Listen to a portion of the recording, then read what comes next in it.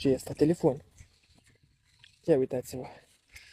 Iată și primul telefon din acest lac. Huawei.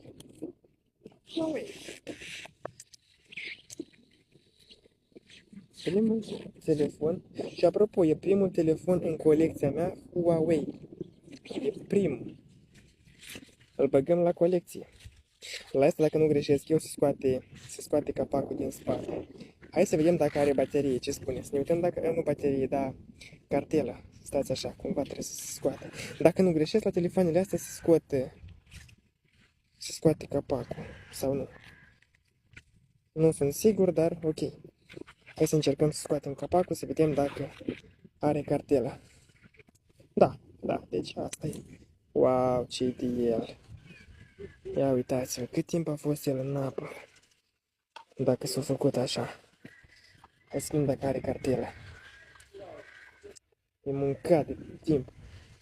Nu mai să scot bateria de sub. Hai să scoatem cu ceva. Vreo bucată de sârmă, ceva care am scos din apă, vreun cui. O, iată cu ăsta să încerc. Să vedem dacă are cartela în ea sau nu. O, iată așa. Bă, e blocat. A, iată cartela. Are cartela. Iată aici cartela. Hai să vedem ce cartelă. A, dar nici nu vrea să iasă. O. Wow. Baterie inflată. O arunc la gunoi, dar telefonul îl pun la colecție.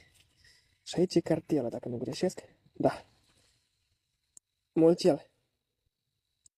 E cartelă Mulcel. Ia uitați. Cartelă